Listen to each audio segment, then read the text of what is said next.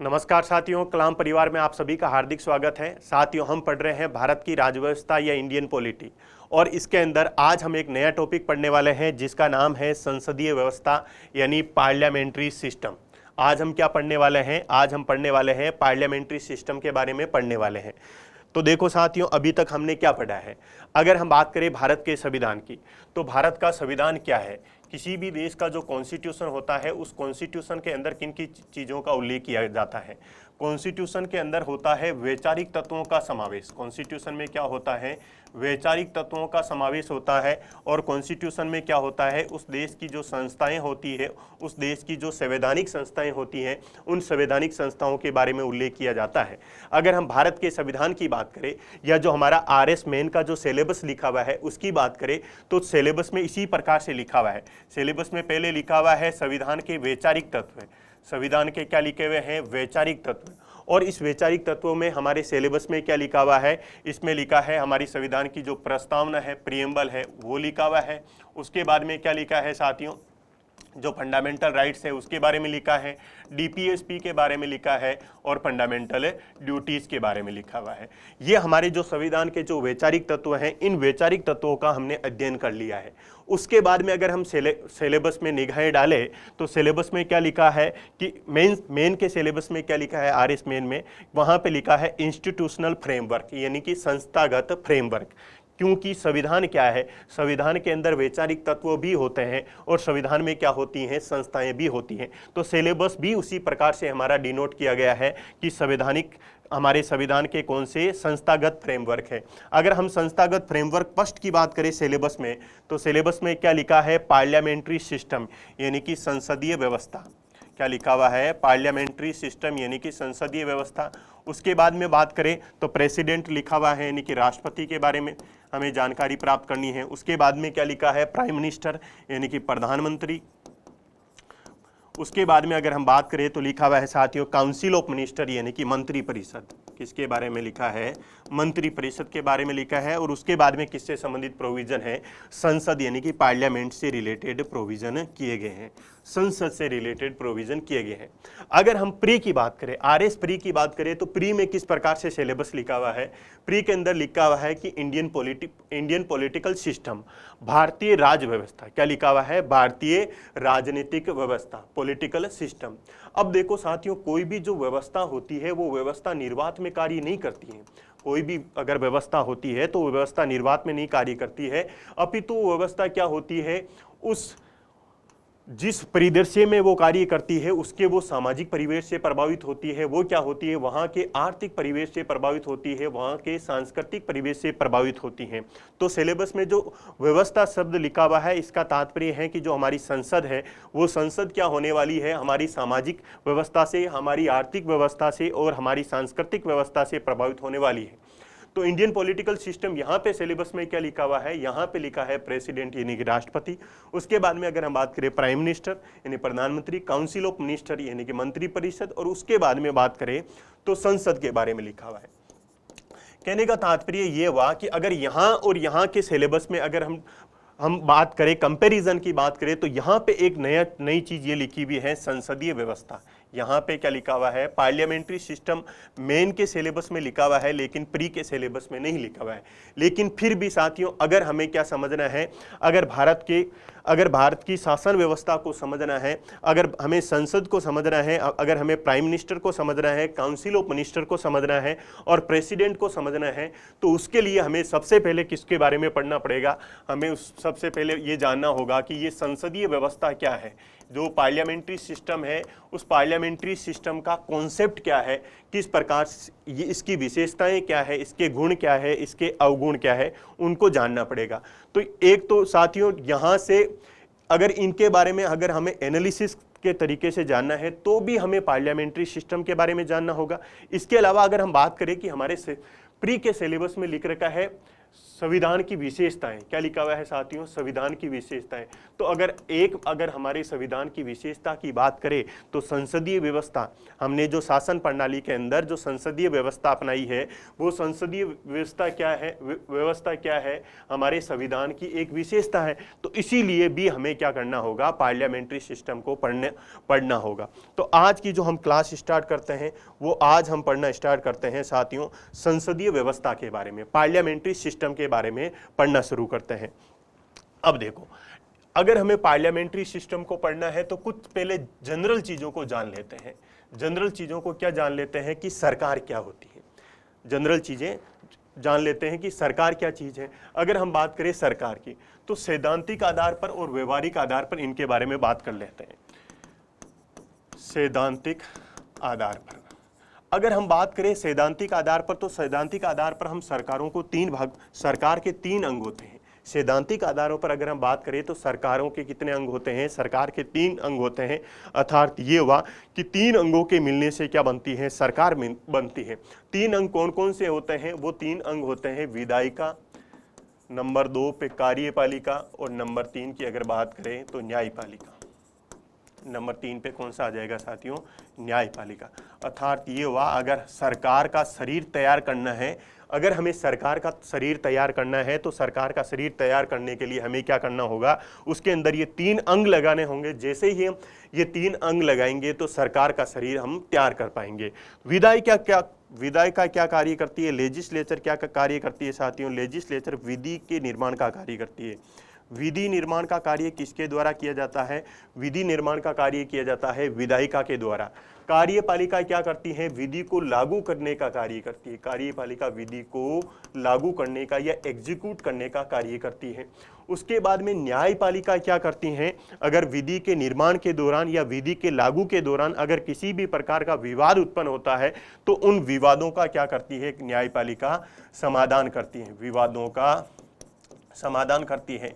इसके अलावा समय समय पर अगर संविधान की व्याख्या का मुद्दा हो, अगर हमें संविधान की व्याख्या का मुद्दा हो तो संविधान की व्याख्या भी किसके द्वारा की जाती है, संविधान की व्याख्या भी साथियों न्यायपालिका के द्वारा की जाती है। अब देखो, अगर हमें विधायिका की बात करें तो हमारे संघ के स्तर पर अलग विधायिका है और राज्य के स्तर पर अलग विधायिका है। हमारे देश के अंदर संघ की विधायिका अलग है और राज्य की विधायिका अलग है। ऐसा क्यों है, ऐसा इसलिए है क्योंकि साथियों भारत के अंदर संघीय शासन प्रणाली को अपनाया गया है, भारत के अंदर फेडरल सिस्टम को अपनाया गया है। फेडरल सिस्टम का क्या तात्पर्य होता है, जिसके अंदर क्या होता है, शक्तियों का विभाजन होता है। शक्तियों का क्या होता है, विभाजन, यानी कि डिवीजन ऑफ पावर। शक्तियों के विभाजन का क्या तात्पर्य हो गया, डिवीजन ऑफ पावर। क्वेश्चन ये राइज हुआ कि ये डिवीजन ऑफ पावर किस किस के बीच में होता है, ये डिवीजन ऑफ पावर होता है संघ के बीच में यानी कि यूनियन के बीच में, और राज्य यानी कि स्टेट के बीच में, यानी कि संघ सरकार के बीच में और राज्य सरकारों के बीच में क्या होता है, शक्तियों का विभाजन होता है। कौन कौन सी शक्तियों का विभाजन होता है, विधायिका की शक्तियों का विभाजन होता है, कार्यपालिका की शक्तियों का विभाजन होता है, और प्रशासन से संबंधित शक्तियां होती है उनका भी विभाजन होता है, और जो वित्तीय शक्तियां होती हैं उन वित्तीय शक्तियों का भी विभाजन होता है। तो ये संघीय व्यवस्था का और डिटेल से हम जब आगे फेडरल स्ट्रक्चर को पढ़ेंगे वहां पे देखेंगे। लेकिन अभी इतना ध्यान में रखें कि संघीय शासन का क्या तात्पर्य होता है, जिसमें क्या होता है, डिवीजन ऑफ पावर होता है, शक्तियों का विभाजन होता है। इसका तात्पर्य है कि देश के अंदर विधायिकाएं भी 2 होगी, एक संघ की विधायिका होगी और एक क्या होगी, राज्य की, एक संघ की विधायिका होगी, एक राज्य की विधायिका होगी। जो संघ की विधायिका होगी, संघ की विधायिका में क्या किसको इंक्लूड करेंगे, हम संसद को इंक्लूड करेंगे। और अगर राज्य की विधायिका होगी तो राज्य की विधायिका में क्या आ जाएगा, विधानमंडल आ जाएगा। राज्य की विधायिका में क्या आ जाएगा, विधानमंडल आ जाएगा। उसी प्रकार से अगर हम कार्यपालिका की बात करें तो कार्यपालिकाएं भी 2 होगी, संघ सरकार अलग होगी और राज्य की सरकार अलग होगी। जैसे मोदी जी की सरकार अलग है और गहलोत जी की सरकार अलग है। लेकिन उसके अलावा अगर हम इसका एक और वर्गीकरण देखें तो हम कार्यपालिका को 2 भागों में बांट सकते हैं। एक कार्यपालिका होती है राजनीतिक कार्यपालिका, एक कार्यपालिका कौन सी होती है, राजनीतिक कार्यपालिका होती है, और एक कार्यपालिका होती है साथियों प्रशासनिक कार्यपालिका। अब देखो, राजनीतिक कार्यपालिका के मुख्य कौन होते हैं? जितने भी जो मंत्री होते हैं वो मंत्री क्या होते हैं? राजनीतिक कार्यपालिका के मुख्य होते हैं। जबकि जो प्रशासनिक कार्यपालिका है उसके मुख्य कौन होते हैं? उसके होते हैं साथियों जितने भी जो सचिव होते हैं, जो कैबिनेट सचिव होते हैं, वो किसके मुख्य होते हैं? प्रशासनिक कार्यपालिका के मुख्य होते हैं। राजनीतिक कार्यपालिका क्या करती है? राजनीतिक कार्यपालिका कार्य करती है शासन संचालन का। राजनीतिक कार्यपालिका क्या करती है? शासन संचालन का कार्य करती है। जबकि जो प्रशासनिक कार्यपालिका है वो किसका कार्य करती है? प्रशासन का कार्य करती है। और हमेशा ध्यान में रखें कि शासन के अंडर में ही क्या करता है, चलता है साथियों? प्रशासन चलता है। अगर शासन के अंडर में प्रशासन चलता है तो इसका तात्पर्य ये हुआ कि हमेशा राजनीतिक कार्यपालिका के अंडर में कौन काम करती है? राजनीतिक कार्यपालिका के अंडर में प्रशासनिक कार्यपालिका काम करती है। इसका तात्पर्य ये हुआ कि मंत्रियों के अंडर में कौन काम करेंगे साथियों? जितने भी सिविल सेवक होंगे वो मंत्रियों के अंडर में कार्य करेंगे, क्योंकि ऐसा क्या बोल रहा है? हमारा देश का संविधान बोल रहा है। उसके बाद में अगर हम न्यायपालिका की बात करें तो न्यायपालिका क्या करती है? विवादों का समाधान करती है, संविधान की व्याख्या करती है। हमने जो न्यायपालिका की जो व्यवस्था अपनाई है, हमने न्यायपालिका की व्यवस्था अपनाई है एकीकृत न्यायपालिका। हमने किस प्रकार के जुडिशरी सिस्टम को अपनाया है?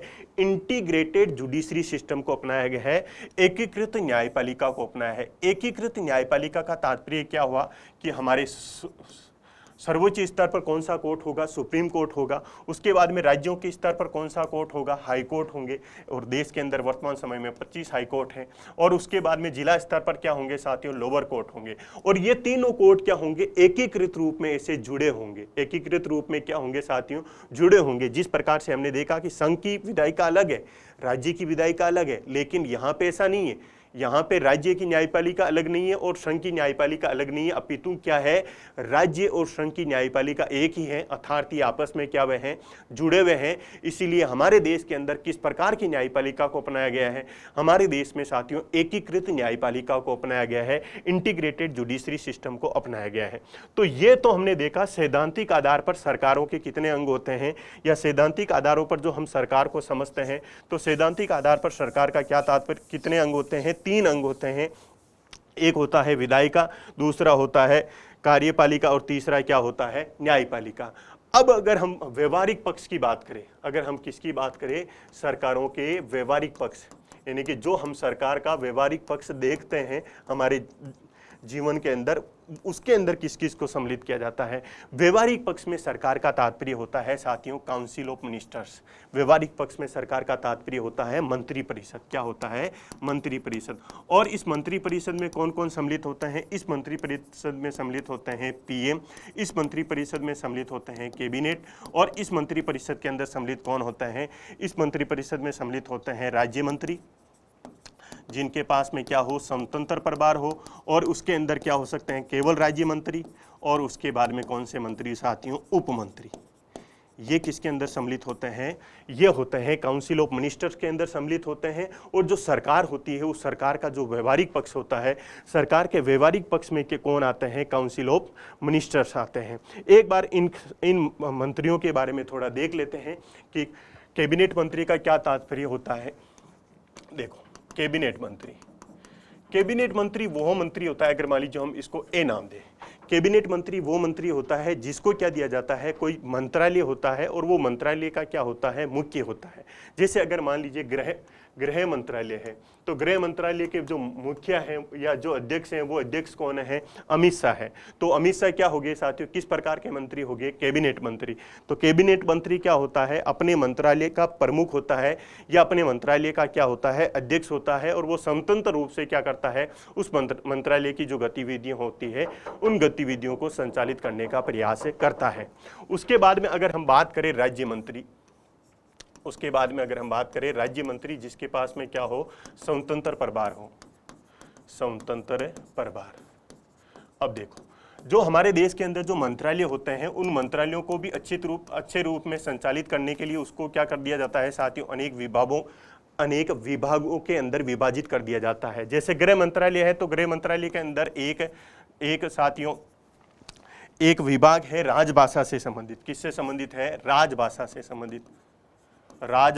संबंधित विभाग है। तो अगर मान लीजिए अगर मान लीजिए किसी मंत्री को किसका अध्यक्ष बना दिया जाता है, जो राजभाषा विभाग है उस राजभाषा विभाग का अध्यक्ष बना दिया जाता है, और वो राजभाषा विभाग से संबंधित जो कार्य होते हैं उनको करने के लिए अगर मान लीजिए स्वतंत्र होता है, तो उस कंडीशन में उस मंत्री को हम कौन सा मंत्री बोलेंगे? उस मंत्री को बोलेंगे राज्य मंत्री। उस मंत्री को राज्य मंत्री स्वतंत्र प्रभार बोलेंगे। स्वतंत्र प्रभार का तात्पर्य होता है कि ये क्या होता है? विभागों का अध्यक्ष होता है। ये तो क्या होता है?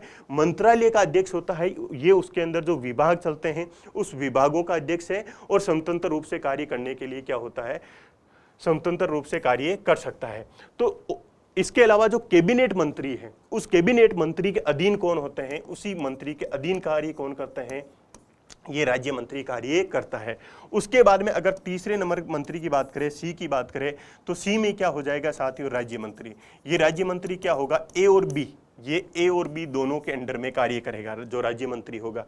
जिस प्रकार से अगर मान लीजिए कोई विभाग है तो इस राज्य मंत्री का कार्य क्या होगा? इस राज्य मंत्री का कार्य केवल ये होगा कि ये जो राज्य मंत्री स्वतंत्र प्रभार हैं और ये जो कैबिनेट मंत्री हैं उनको क्या करेंगे? ये सहयोग प्रदान करेंगे। और उसके बाद में उप मंत्री भी बनाए जा सकते हैं। ये उप मंत्री क्या करेगा? कैबिनेट मंत्री को, राज्य मंत्री को जो स्वतंत्र प्रभार वाला है या जो राज्य मंत्री है इनको क्या करेगा? सहयोग करेगा। अगर हम शक्ति के रूप में इनको क्या करें साथियों? एक पिरामिड से समझे तो सबसे ज्यादा पावर किसके पास में होगी? ए, यानी कि कैबिनेट मंत्री के पास में होगी। उसके बाद में किसके पास में होगी? उसके पास में पावर होगी साथियों राज्य मंत्री के पास में। उसके बाद में केवल राज्य मंत्री के पास में, और डी में कौन सा आ जाएगा? उप मंत्री हो जाएगा। तो ए के अधीन बाकी सभी कार्य करते हैं, बी के अधीन कौन कार्य करते हैं? सी और डी कार्य करते हैं, सी के अधीन कार्य कौन करता है? डी कार्य करता है। इसका तात्पर्य ये हुआ कि ए की सहायता करने के लिए कौन कौन से मंत्री हैं? बी, सी, डी सभी क्या करते हैं? ए की सहायता करने के लिए कार्य करते हैं। तो ये हमने क्या जान लिया है साथियों कि काउंसिल ऑफ मिनिस्टर के अंदर कौन कौन से मंत्री होते हैं। काउंसिल ऑफ मिनिस्टर के अंदर कैबिनेट मंत्री, राज्य मंत्री, स्वतंत्र प्रभार, राज्य मंत्री और उप मंत्री होते हैं। और जो सरकार का जो व्यवहारिक पक्ष होता है, जो सरकार का व्यवहारिक पक्ष में हम किसको सम्मिलित करते हैं? सरकार के व्यवहारिक पक्ष में हम किसको सम्मिलित करते हैं? काउंसिल ऑफ मिनिस्टर को सम्मिलित करते हैं। ये तो हमने कुछ जनरल चीजें जानी है। अब हम आज का जो हमारा टॉपिक है, आज का हमारा टॉपिक है संसदीय व्यवस्था, यानी कि पार्लियामेंट्री सिस्टम। उस पार्लियामेंट्री सिस्टम की ओर आगे बढ़ते हैं। अब देखो, सबसे पहले अगर हम बात करें यही सरकार, किसी भी लोकतांत्रिक शासन प्रणाली में, किसी भी लोकतांत्रिक शासन प्रणाली के अंदर जो सरकार होती है, और सरकार के दो अंग मुख्य रूप से जो विधायिका यानी कि लेजिस्लेचर एवं कार्यपालिका, विधायिका एवं जो कार्यपालिका की जो शक्तियां हैं, इनकी जो शक्तियां हैं या इनके बीच में जो कार्य करना है या इनके बीच में जो संबंध है, उनके आधार पर किसी भी लोकतांत्रिक शासन प्रणाली के अंदर विधायिका एवं कार्यपालिका के बीच में संबंधों के आधार, इनके बीच में हम संबंधों के आधार पर क्या कर सकते हैं? शासन प्रणालियों को दो भागों में विभाजित कर सकते हैं। शासन प्रणालियों को दो भागों में विभाजित कर सकते हैं। नंबर एक शासन प्रणाली की बात करें तो संसदीय शासन प्रणाली आ जाएगी। नंबर एक प्रणाली कौन सी है साथियों? संसदीय शासन प्रणाली। और नंबर दो की बात करें तो कौन सी शासन प्रणाली हो सकती है? अध्यक्षात्मक शासन प्रणाली। कौन सी शासन प्रणाली हो सकती है? अध्यक्षात्मक शासन प्रणाली। तो संसदीय शासन प्रणाली का मॉडल कहाँ पे चलता है? ब्रिटेन के अंदर चलता है। ब्रिटेन के अंदर कौन सा सिस्टम चलता है? संसदीय शासन प्रणाली चलती है। जबकि अगर हम यूएसए के कॉन्स्टिट्यूशन की बात करें तो यूएसए के अंदर कौन सी शासन प्रणाली चलती है? यूएसए के अंदर अध्यक्षात्मक शासन प्रणाली चलती है। तो क्या किया है साथियों कि विधायिका एवं कार्यपालिका के बीच में संबंधों के आधार पर, कौन कौन? विधायिका एवं कार्यपालिका में संबंधों के आधार पर हम क्या कर सकते हैं? शासन प्रणालियों को दो भागों में विभाजित कर सकते हैं। एक प्रकार की जो शासन प्रणाली है वो संसदीय शासन प्रणाली हो जाएगी, और दूसरी जो शासन प्रणाली है वो किस प्रकार की शासन प्रणाली हो जाएगी? अध्यक्षात्मक शासन प्रणाली हो जाएगी। ब्रिटेन के अंदर जो मॉडल चलता है वो कौन सा चलता है? संसदीय शासन प्रणाली का चलता है। जबकि यूएसए के अंदर जो मॉडल चलता है, यूएसए में कौन सा मॉडल चलता है? अध्यक्षात्मक शासन प्रणाली चलती है। अब हमारा जो टॉपिक स्टार्ट होता है, हमने कौन सा मॉडल एडॉप्ट किया साथियों? हमने संसदीय शासन प्रणाली को एडॉप्ट किया, जो कि कहाँ पे प्रचलित में था? ब्रिटेन के अंदर प्रचलन में था। अब हम समझते हैं कि संसदीय शासन प्रणाली का तात्पर्य क्या है, इसकी विशेषताएं क्या है, और भारत के संविधान के अंदर कहाँ कहाँ पर उस प्रकार की विशेषताएं हमें दिखाई देती हैं। तो संसदीय व्यवस्था, संसदीय व्यवस्था यानी कि पार्लियामेंट्री सिस्टम, या ऐसा भी लिख सकते हैं संसदीय शासन प्रणाली, संसदीय शासन प्रणाली। अब देखो साथियों, संसदीय शासन प्रणाली का तात्पर्य है कि एक ऐसी व्यवस्था जो किसके द्वारा बनाई जा रही है, जो संसद के द्वारा बनाई जा रही है, या एक ऐसी शासन प्रणाली जो शासन प्रणाली किसके द्वारा क्रिएट की जा रही है, किसके द्वारा बनाई जा रही है, जो किसके द्वारा बनाई जा रही है, संसद के द्वारा बनाई जा रही है। तो उस शासन प्रणाली को हम कौन सी शासन प्रणाली बोलेंगे? संसदीय शासन प्रणाली बोलेंगे। इसका तात्पर्य ये हुआ क्योंकि इस प्रकार की जो शासन प्रणाली है वो किसके द्वारा बनाई जा रही है? संसद के द्वारा बनाई जा रही है। अतः इसके अंदर पावरफुल कौन रहने वाली है साथियों? संसद रहने वाली है। इसका तात्पर्य ये हुआ कि जो संसद क्या होगा? संसद शक्ति का केंद्र, संसद शक्ति का केंद्र। तो संसदीय शासन प्रणाली की पहली विशेषता क्या है? पहली विशेषता ये है कि संसदीय शासन प्रणाली में क्या होता है? संसद शक्ति के केंद्र के रूप में होती है। तो अब एक एक शब्दों को समझते हैं कि सबसे पहले तो इस संसद को समझते हैं कि संसद क्या है। अगर हमारे इंडियन कॉन्स्टिट्यूशन की बात करें तो इंडियन कॉन्स्टिट्यूशन के अंदर हम आर्टिकल 79 की बात करें, आर्टिकल 79 के अंदर क्या लिखा हुआ है? संसद के गठन के बारे में प्रोविजन है, या कॉन्स्टिट्यूशन ऑफ पार्लियामेंट लिखा हुआ है। अब देखो संसद में किस किस को सम्मिलित किया जाता है? संसद के अंदर किस किस? संसद में राष्ट्रपति, संसद के अंदर राष्ट्रपति एवं उसके दो सदन यानी कि लोकसभा और राज्यसभा, इसको किसके अंदर सम्मिलित किया जाता है? इसको सम्मिलित किया जाता है साथियों पार्लियामेंट के अंदर इंक्लूड किया जाता है। एक चीज आपको यह ध्यान में रखनी है कि जो राष्ट्रपति है वो राष्ट्रपति क्या है? संसद का अंग है, संसद का सदस्य नहीं है। संसद का अंग है, संसद का सदस्य नहीं है। अब देखो राष्ट्रपति तो किसको डिनोट करता है? राष्ट्रपति डिनोट करता है कार्यपालिका को। राष्ट्रपति किसको डिनोट करता है? कार्यपालिका को। जबकि जो लोकसभा एवं राज्यसभा है वो किसको डिनोट करता है? वो विधायिका को या लेजिस्लेचर को डिनोट करता है। अब देखो अगर हम संविधान के कुछ आर्टिकल की बात करें या कुछ कॉन्स्टिट्यूशनल प्रोविजन की बात करें तो क्या लिखा है? अगर हमारे संविधान के आर्टिकल 52 की बात करें, अगर हमारे संविधान के आर्टिकल 52 की बात करें तो उसमें लिखा है कि भारत का एक राष्ट्रपति होगा, भारत का एक राष्ट्रपति होगा। उसके बाद में आर्टिकल 53 की में क्या लिखा है कि संघ सरकार की जो कार्यपालिका शक्ति हैं या संघ सरकार की जो समुच्चय कार्यपालिका शक्तियां किस में निहित होगी? राष्ट्रपति में निहित होगी। संघ सरकार की समुच्चय कार्यपालिका शक्तियां राष्ट्रपति में निहित होगी, राष्ट्रपति में निहित होगी। उसके बाद में लिखा है कि राष्ट्रपति क्या करेगा? अपनी इन शक्तियों का प्रयोग, राष्ट्रपति अपनी इन शक्तियों का प्रयोग या तो क्या करेगा? स्वयं करेगा, या राष्ट्रपति इन शक्तियों का प्रयोग या तो स्वयं कर सकता है या क्या कर सकता है साथियों? या वो अपने अधीनस्थ अधिकारियों की सहायता से इन शक्तियों का प्रयोग करेगा। तो क्या लिखा हुआ है? अगर हम बात करें आर्टिकल 53 में क्या लिखा है कि संघ सरकार की समुच्चय कार्यपालिका शक्तियां किसमें निहित होगी? राष्ट्रपति में निहित होगी, और राष्ट्रपति अपनी इन शक्तियों का प्रयोग या तो स्वयं या अपने अधीनस्थों की सहायता से करेगा। यहां तक साथियों पिक्चर कंप्लीट नहीं हो रही है। अगर हमें पिक्चर को कंप्लीटली समझना है तो हमें हमारे देश के संविधान का एक आर्टिकल और रेफरेंस में लेना होगा। अगर हम बात करें आर्टिकल 74 का जो क्लोज फर्स्ट है उसमें क्या लिखा है कि राष्ट्रपति को सलाह एवं परामर्श देने के लिए, राष्ट्रपति को सलाह एवं परामर्श देने के लिए क्या होगी? एक मंत्री परिषद होगी, काउंसिल ऑफ मिनिस्टर्स होंगे। क्या लिखा है? आर्टिकल 74 में लिखा है कि राष्ट्रपति को एड एंड एडवाइज यानी कि सलाह एवं परामर्श देने के लिए क्या होगी? काउंसिल ऑफ मिनिस्टर होगी। इसका तात्पर्य यह हुआ कि यहां पे जो हमें कंफ्यूजन था कि राष्ट्रपति क्या अपनी पावर का स्वयं प्रयोग करेगा या अपने अधीनस्थ अधिकारियों की सहायता से प्रयोग करेगा, तो आर्टिकल 74 स्पष्ट रूप से बोल रहा है कि राष्ट्रपति इन शक्तियों का प्रयोग स्वयं नहीं करेगा, अपितु किसकी सहायता से करेगा? वो काउंसिल ऑफ मिनिस्टर्स की सहायता से इन शक्तियों का प्रयोग करेगा, काउंसिल ऑफ मिनिस्टर की सहायता से अपनी शक्तियों का प्रयोग करेगा।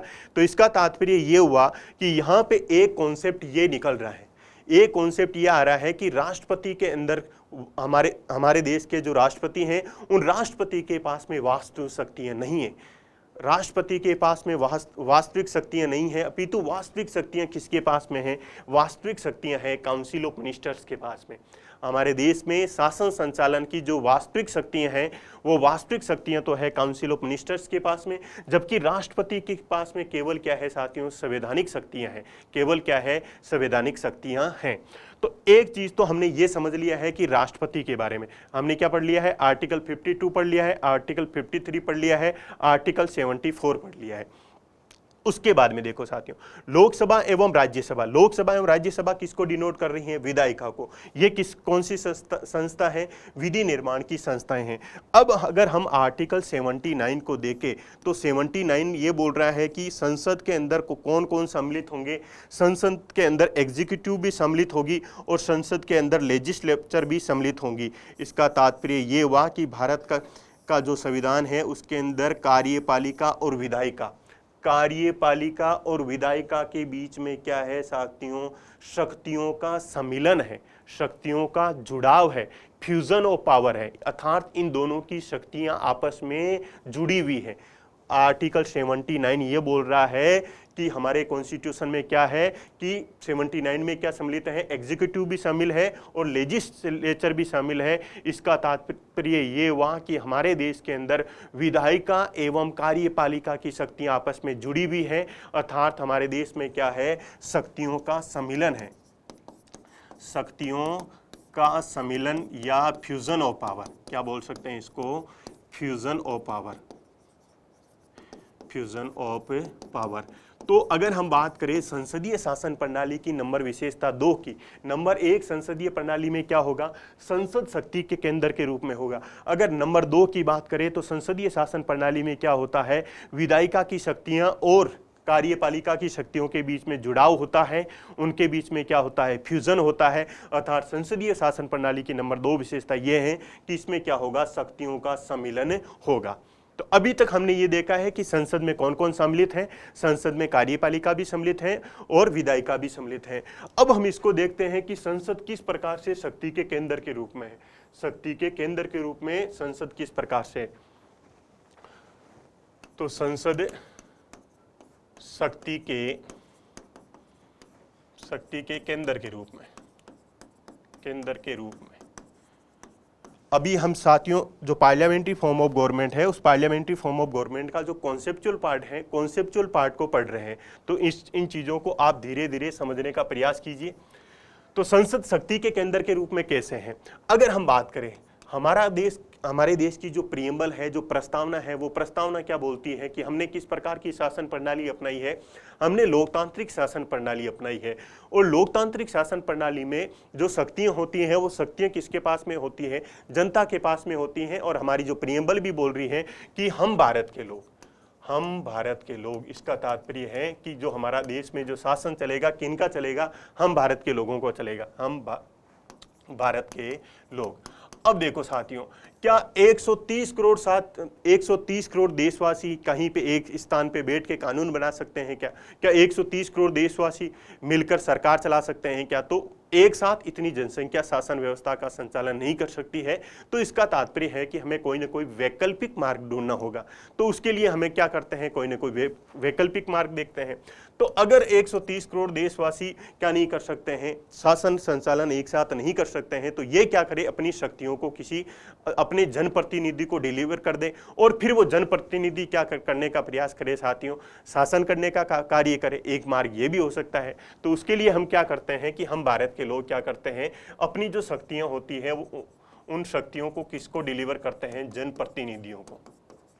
किसको डिलीवर करते हैं साथियों, जनप्रतिनिधियों को। किसकी सहायता से, निर्वाचन की सहायता से।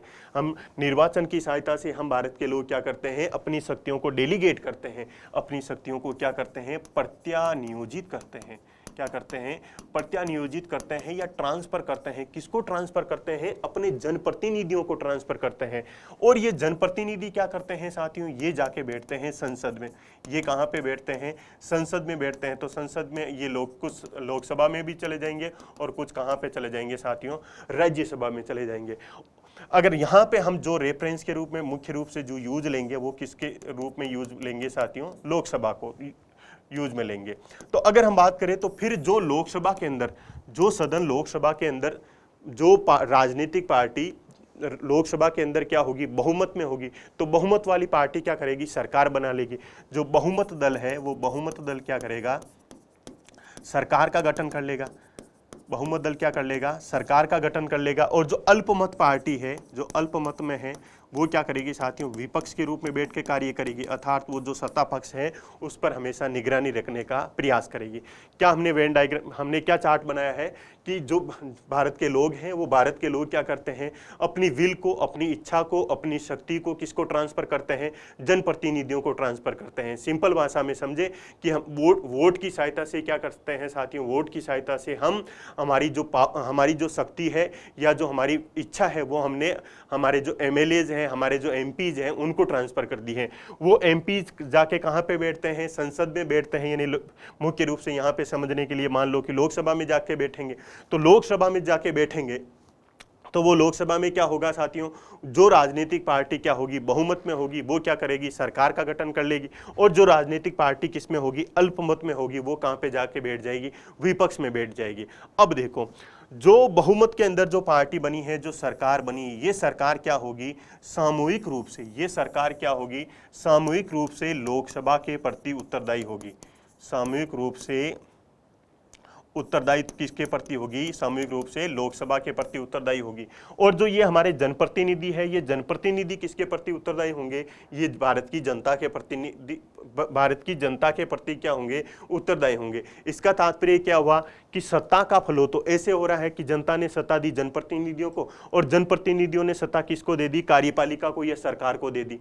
और जबकि जो उत्तरदायित्व का जो कॉन्सेप्ट चल रहा है वो क्या है कि सरकार किसके प्रति उत्तरदायी है, संसद के प्रति उत्तरदायी है। और संसद किसके प्रति उत्तरदायी है, संसद के जो सदस्य हैं वो किसके प्रति उत्तरदायी हैं, वो भारत की जनता के प्रति उत्तरदायी हैं। तो अगर हम यहाँ से फिर से कॉन्सेप्ट निकालने का प्रयास करें तो कॉन्सेप्ट ये निकलता है कि जो भारत के अंदर जो कार्यपालिका का जो जन्म होता है या जो कार्यपालिका का जो स्रोत है वो कहाँ से निकलती है, वो निकलती है साथियों विधायिका से। वो कहाँ से निकलती है, विधायिका से ही कार्यपालिका का गठन होता है। ऐसा इसलिए है क्योंकि साथियों जो अमित शाह अगर मान लीजिए सरकार के रूप में कार्य कर रहे हैं या काउंसिल ऑफ मिनिस्टर के रूप में कार्य कर रहे हैं, तो अमित शाह क्या है, सांसद भी हैं और क्या है, कार्यपालिका के सदस्य भी हैं। उसी प्रकार मोदी जी की बात करें तो मोदी जी क्या है साथियों, विधायिका के पार्ट भी हैं, वाराणसी से क्या है, सांसद भी हैं। इसके अलावा वो कार्यपालिका के भी भाग हैं। इसका तात्पर्य ये हुआ कि अगर ये विधायिका है तो उस विधायिका में ही क्या होगी, कार्यपालिका होगी। क्योंकि भारत के अंदर अगर कोई भी मंत्री बनना चाहता है तो उस मंत्री को क्या होना होगा, संसद का सदस्य बनना ही पड़ेगा, उसको संसद का सदस्य बनना ही पड़ेगा। इसका तात्पर्य ये हो गया कि विधायिका से ही किसका गठन हो रहा है, कार्यपालिका का गठन हो रहा है। तो फिर से अभी हमने देखा था कि क्या होता है, fusion of power. Fusion of power क्यों, फ्यूजन ऑफ पावर क्यों है, क्योंकि मतलब संसदीय प्रणाली के अंदर फ्यूजन ऑफ पावर क्यों है, क्योंकि जो हमारी कार्यपालिका का गठन होता है वो कार्यपालिका का गठन किस में से होता है, संसद में से होता है, विधायिका में से होता है। अब देखो, इसके अलावा यहाँ पे एक दो कॉन्सेप्ट हम ये भी जान लेते हैं कि अगर हम बात करें कि भारत के अंदर किस प्रकार का लोकतांत्रिक प्रणाली को अपनाया गया है, तो ये चार्ट ये बताता है कि जनता डायरेक्ट रूप से शासन नहीं कर रही है, अपितु अपनी इच्छा को क्या कर रही है साथियों, अपने जनप्रतिनिधियों को ट्रांसफर कर रही है। तो भारत के अंदर किस प्रकार का लोकतंत्र है, अप्रत्यक्ष लोकतंत्र को अपनाया गया है, इनडायरेक्ट डेमोक्रेसी को अपनाया गया है। उसके अलावा अगर हम बात करें तो हमने किस प्रकार का लोकतंत्र, अप्रत्यक्ष में भी कौन सा लोकतंत्र अपनाया है साथियों, जनप्रतिनिधित्व है। अगर अप्रत्यक्ष लोकतंत्र की बात करें तो उसमें ही हमने कौन सा लोकतंत्र अपनाया है, जनप्रतिनिधित्व, संसदीय प्रणाली। जनप्रतिनिधित्व कौन सी प्रणाली को अपनाया गया है, हमने संसदीय लोकतंत्र को अपनाया है, हमने जनप्रतिनिधित्व लोकतंत्र को अपनाया है, हमने अप्रत्यक्ष लोकतंत्र को अपनाया है। अब हम क्या करते हैं, संसदीय प्रणाली की अगली विशेषता की बात करते हैं कि हमने यहाँ पे देखा कि जो काउंसिल ऑफ मिनिस्टर होगी, वो काउंसिल ऑफ मिनिस्टर क्या होगी, संसद के प्रति सामूहिक रूप से उत्तरदायी होगी। तो हम ये देखते हैं कि ये सामूहिक उत्तरदायित्व का सिद्धांत क्या होता है, सामूहिक उत्तरदायित्व, कलेक्टिव रेस्पॉन्सिबल, सामूहिक उत्तरदायित्व। अब देखो, इसको देखते हैं।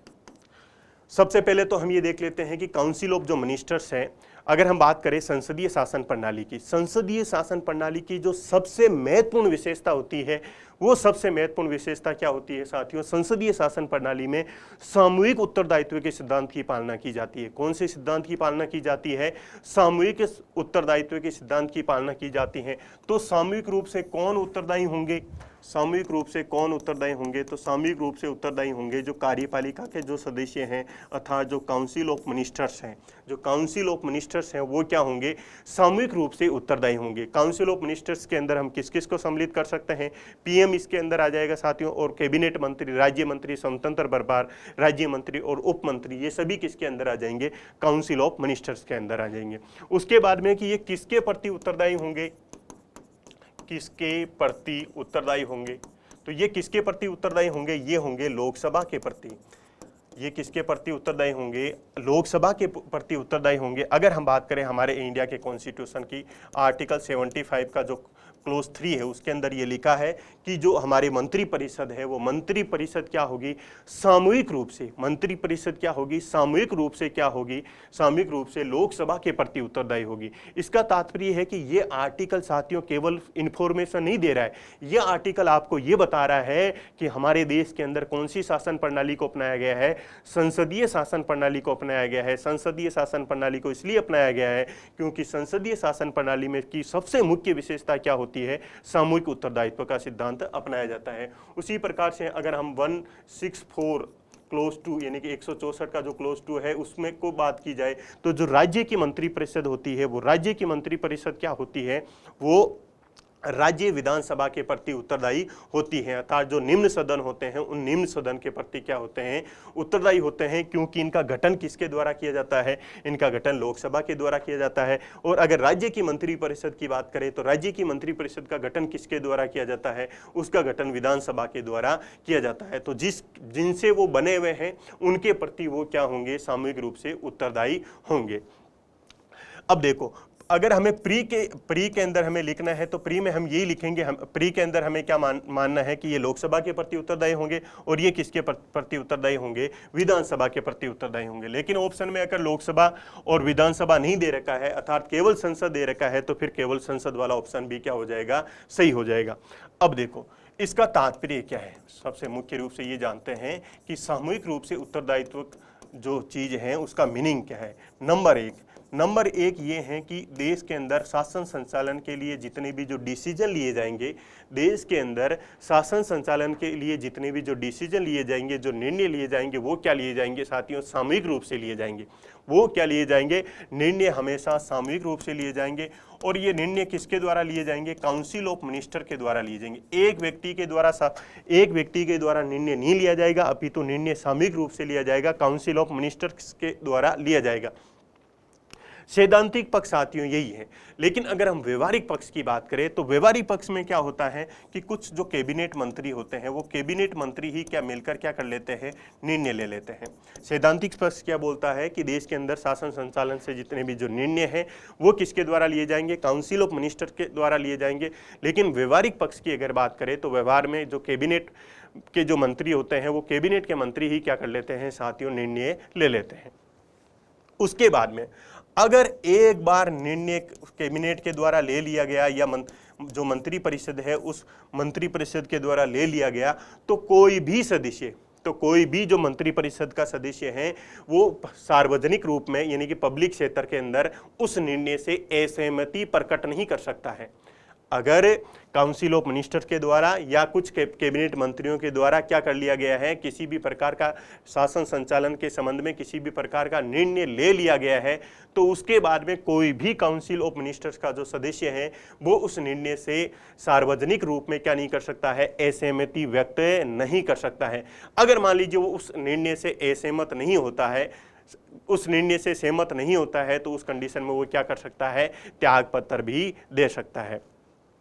तो इसका तात्पर्य ये हुआ कि निर्णय सामूहिक रूप से लिया जाएगा और उस निर्णय का जो बचाव है वो बचाव भी क्या किया जाएगा, सामूहिक रूप से किया जाएगा। सभी मंत्रिपरिषद के सदस्य उस निर्णय का क्या करेंगे, बचाव करेंगे। जिस प्रकार से एग्जाम्पल के रूप में समझते हैं, अगर हम बात करें डिमोनेटाइजेशन की बात करें, विमुद्रीकरण की बात करें, तो विमुद्रीकरण का जो निर्णय लिया गया वो कुछ ही कैबिनेट के मंत्रियों के द्वारा लिया गया, लेकिन फिर भी देश के जो काउंसिल ऑफ मिनिस्टर थी, काउंसिल ऑफ मिनिस्टर के किसी भी सदस्य ने पब्लिक स्पेयर में यानी कि सार्वजनिक क्षेत्र में उसकी आलोचना नहीं की, अपितु उस पर क्या की, सहमति प्रकट की। तो यही तात्पर्य होता है कि सामूहिक रूप से निर्णय लिया जाएगा और उस निर्णय का सामूहिक रूप में बचाव किया जाएगा।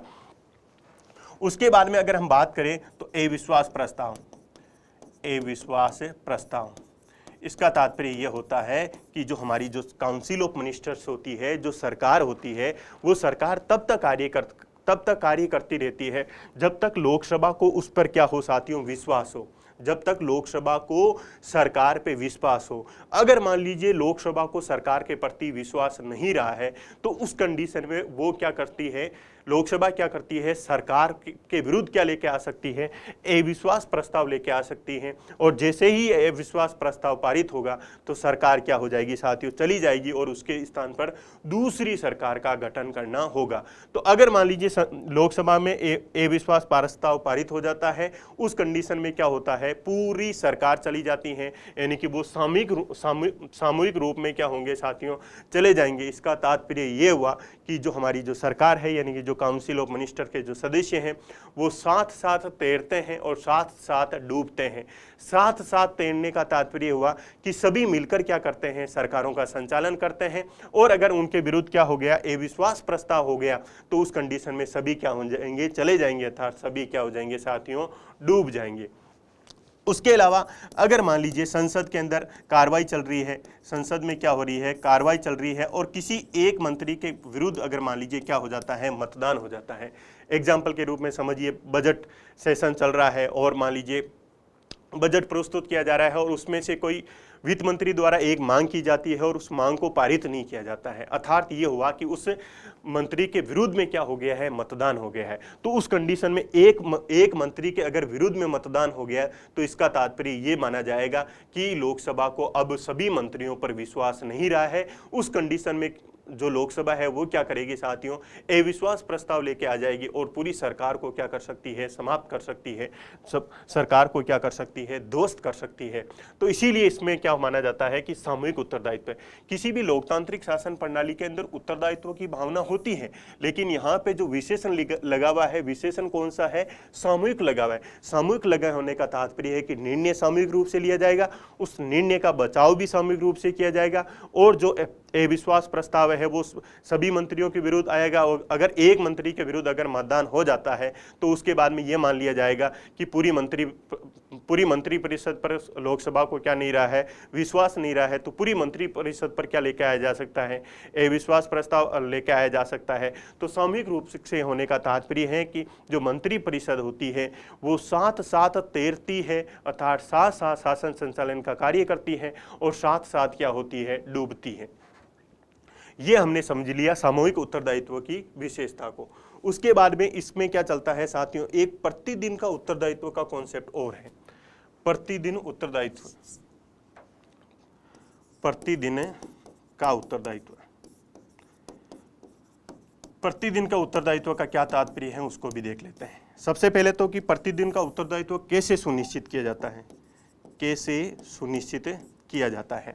अब देखो हमारी जो संसद होती है वो संसद तो वर्ष भर की बात करें तो 3 सत्र आयोजित करती है, अर्थात ये हुआ कि 365 दिन तक कार्य नहीं करती है। अगर संसद 365 दिन तक कार्य नहीं करती है तो फिर हम प्रतिदिन का उत्तरदायित्व किस प्रकार से सुनिश्चित करते हैं। तो प्रतिदिन का उत्तरदायित्व सुनिश्चित करने के लिए क्या किया जाता है, उसके लिए किया जाता है संसदीय समितियों का गठन किया जाता है। किसका गठन किया जाता है, संसदीय समितियों का गठन किया जाता है। और ये संसदीय समितियां क्या होती है साथियों, 365 दिन काम करती है, अर्थात इस संसदीय समितियों की सहायता से क्या किया जाता है, जो हमारी कार्यपालिका है उस कार्यपालिका का प्रतिदिन का उत्तरदायित्व सुनिश्चित किया जाता है, प्रतिदिन का उत्तरदायित्व सुनिश्चित किया जाता है। उसके अलावा हम देखते हैं कि प्रतिदिन का जो उत्तरदायित्व होता है उसका तात्पर्य क्या है, उसका मीनिंग क्या है। इसका मीनिंग ये है कि हमारे संविधान के अंदर हमारे संविधान के अंदर जो काउंसिल ऑफ मिनिस्टर्स होते हैं, जो काउंसिल ऑफ मिनिस्टर्स होते हैं यानी कि जो मंत्री परिषद होते हैं और जो पीएम होते हैं, इनका कोई कार्यकाल सुनिश्चित नहीं किया गया है।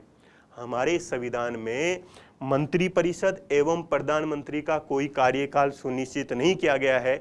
इसका तात्पर्य ये हुआ कि 365 दिन के अंदर उनको कभी भी क्या किया जा सकता है, समाप्त किया जा सकता है।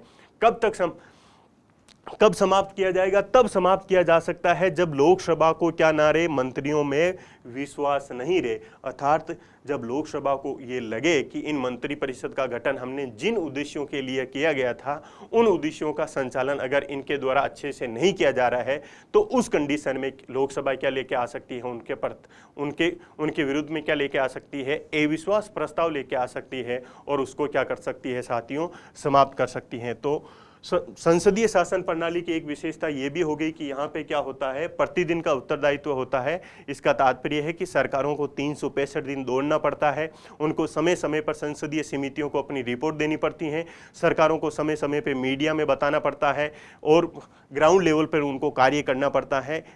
क्यों उनका कार्यकाल क्या नहीं है साथियों, सुनिश्चित नहीं है? सुनिश्चित इसलिए नहीं है क्योंकि कभी भी क्या कर सकती है संसद या लोकसभा उनको क्या कर सकती है साथियों, घर पे भेज सकती है।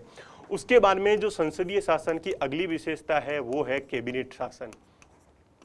संसदीय शासन व्यवस्था को हम कैबिनेट शासन व्यवस्था भी बोलते हैं। तो कैबिनेट शासन व्यवस्था का क्या तात्पर्य है? कैबिनेट शासन व्यवस्था का तात्पर्य है कि भारत के अंदर जो मतलब संसदीय व्यवस्था में जो शासन होता है वो एक टीम का शासन होता है। क्या होता है? एक टीम का शासन होता है, एक समूह का शासन होता है। इसका उल्टा क्या हो गया? इसका उल्टा ये हो गया कि कैबिनेट शासन में एक व्यक्ति का शासन ही होता है। कैबिनेट शासन में एक व्यक्ति का शासन नहीं होता है, अपितु कैबिनेट शासन में क्या होता है, एक टीम का शासन होता है। कैबिनेट शासन में क्या होता है, एक समूह का शासन होता है।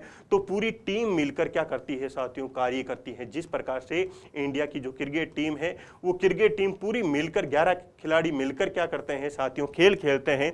उसी प्रकार से जो हमारी काउंसिल ऑफ मिनिस्टर्स है, अगर संघ की बात करें तो उसके अंदर मान लीजिए 82 क्या है मिनिस्टर्स है, तो ये सभी मिलकर क्या करते हैं साथियों, शासन संचालन की जो प्रणाली है उसका खेल खेलते हैं।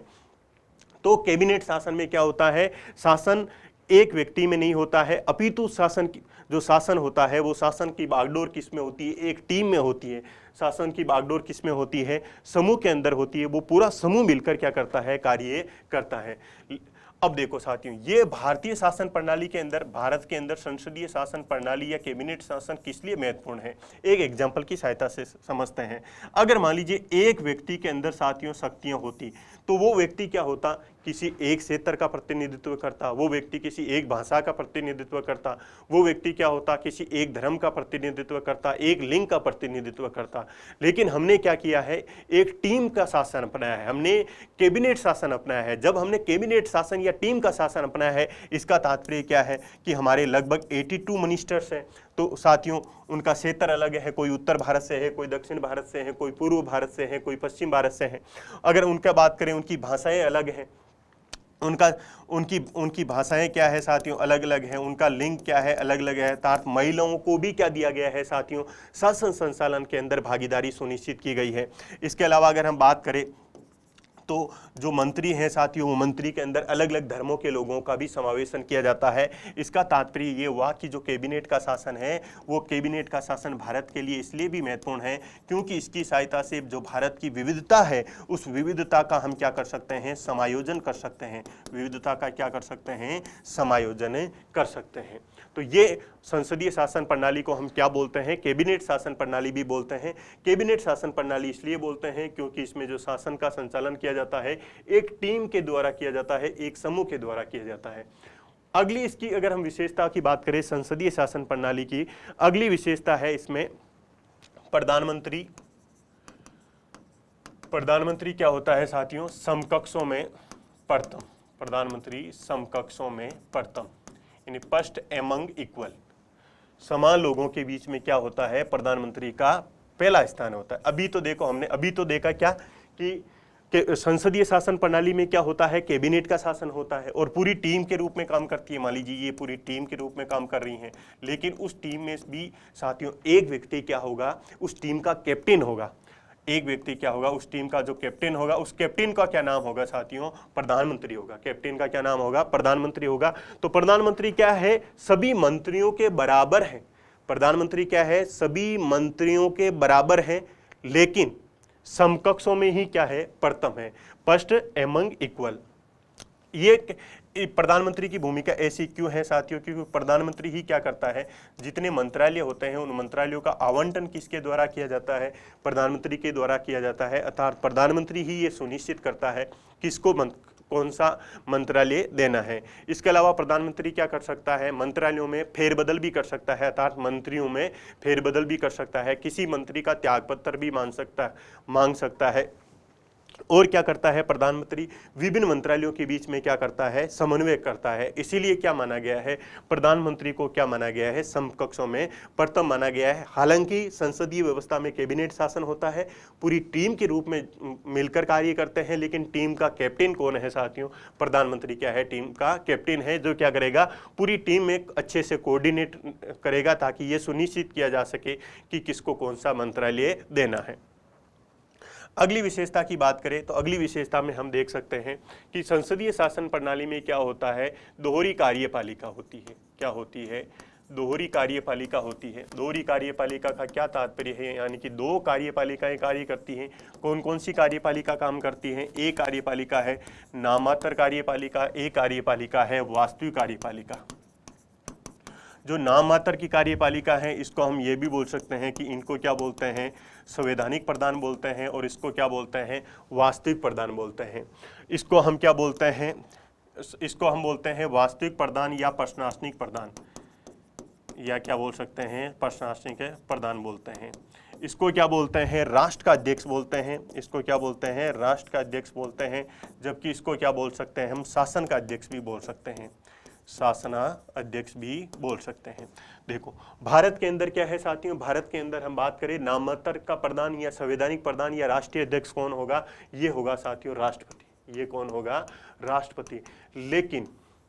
लेकिन भारत के अंदर वास्तविक प्रधान की बात करें या जो शासन का अध्यक्ष होगा, ये शासन का अध्यक्ष कौन होगा, जो काउंसिल ऑफ मिनिस्टर होगी। लेकिन काउंसिल ऑफ मिनिस्टर जो टीम है, उस टीम का जो अध्यक्ष है साथियों, वो अध्यक्ष कौन है, वो पीएम है। अर्थात देश के अंदर जो शासन का अध्यक्ष है, वो शासन का अध्यक्ष तो कौन होता है, पीएम होता है। जबकि जो राष्ट्र का अध्यक्ष होता है, वो राष्ट्र का अध्यक्ष क्या होता है, राष्ट्रपति होता है। क्योंकि लिखा है, अभी मैंने शुरू में आपको बताया कि अगर हम आर्टिकल 53 की बात करें या आर्टिकल 74 की बात करें, तो यहाँ पे क्या लिखा होगा, यहाँ पे क्या लिखा था कि संघ की समुच्चय कार्यपालिका शक्तियाँ किस में निहित होगी, राष्ट्रपति में निहित होगी। राष्ट्रपति इन शक्तियों का प्रयोग या तो स्वयं या अपने अधीनस्थों की सहायता से पूर्ण करेगा। लेकिन आर्टिकल 74 में क्या है कि राष्ट्रपति को एड एंड एडवाइस देने के लिए क्या होगी, एक मंत्री परिषद होगी। इसका तात्पर्य है मंत्री परिषद तो क्या हो गई, वास्तविक कार्यपालिका हो गई। जबकि जो राष्ट्रपति है वो राष्ट्रपति क्या है साथियों, नाम मात्र की कार्यपालिका के रूप में है। तो ये हमने देख लिया है, ये हमने क्या देख लिया है साथियों, संसदीय शासन प्रणाली जो भारत के अंदर अपनाई गई है उसकी मुख्य रूप से कौन कौन सी विशेषताएं हैं, उन विशेषताओं को हमने जान लिया है। अब देखो, हालांकि साथियों हमें जो अध्यक्षात्मक शासन प्रणाली होती है, उस अध्यक्षात्मक शासन प्रणाली से क्वेश्चन नहीं पूछा जाएगा। अध्यक्षात्मक है शासन प्रणाली से हमें क्वेश्चन नहीं पूछा जाएगा। लेकिन कभी भी मेंस के अंदर हमें जब कंपैरिजन करना होता है कि संसदीय शासन प्रणाली में से और अध्यक्षात्मक शासन प्रणाली में से बेटर कौन सी है, या दोनों को जब हम कंपैरिजन करके चीज़ों को पढ़ेंगे तो क्लियरिटी और आ जाएगी। तो उसके लिए देख लेते हैं। संसदीय शासन प्रणाली में हमने नंबर 1 पे क्या देखा था कि जो शक्ति का केंद्र होता है, वो शक्ति का केंद्र क्या होता है, राष्ट्रपति।